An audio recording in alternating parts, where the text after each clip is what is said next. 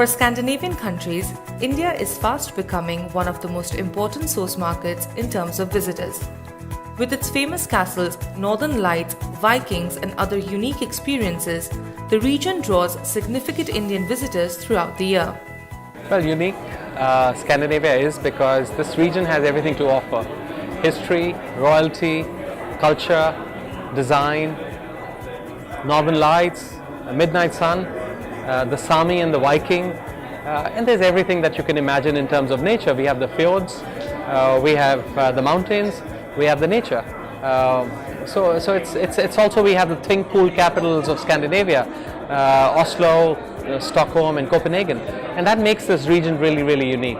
The connectivity just increased a couple of months back. Air India has got a direct flight to Stockholm and to Copenhagen, and that's twice a week.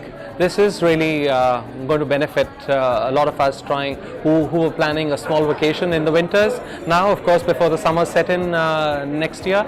But I hear a lot of people planning to visit Copenhagen, Stockholm for Christmas, and they can combine either Norway with it or some other parts of these regions. And I think it really works well. Even if one had a week around the Christmas period or sometime in November, later this month, then you have a very quality week in Scandinavia. The Scandinavian Tourist Board in India recently organized a networking session in New Delhi in an attempt to unravel the tourism potential of the three Scandinavian nations, Denmark, Norway and Sweden.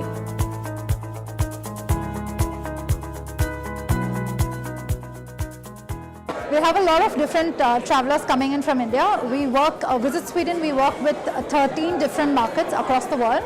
And India is one of the growing markets for us. In Asia, we're looking at India and China, and India is growing very fast.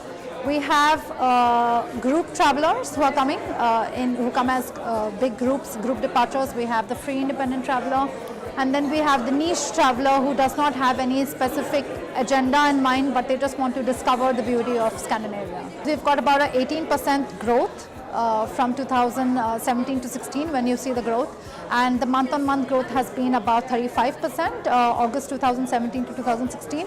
And in terms of the potential, it's one of the most important markets for us, because by 2050 you will have about 50 million Indians traveling abroad outside India, and we want to be there to capture a small part of that for them to come to Sweden.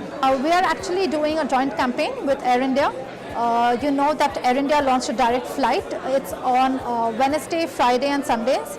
It's much closer now. Sweden is much closer to India because it takes about 8 hours to travel, and it's much closer and faster than traveling to London. The event witnessed participation from various Scandinavian travel partners to familiarize Indian tourism professionals and media with the various prospects these countries have to offer. In order for us to attract more Indian guests, we participate in the Scandinavian workshop every year, and we also do a lot of direct mails and correspondence directly with the Indian tour operators and agents.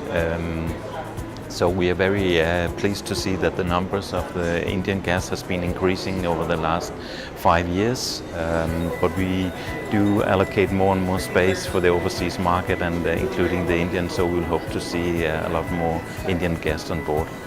We are very good in our restaurants as well, serving our guests from India with a lot of vegetarian meals and a lot of different spices. It's still with the Scandinavian touch, but we are keen to adapt into the different cultures. Thank you.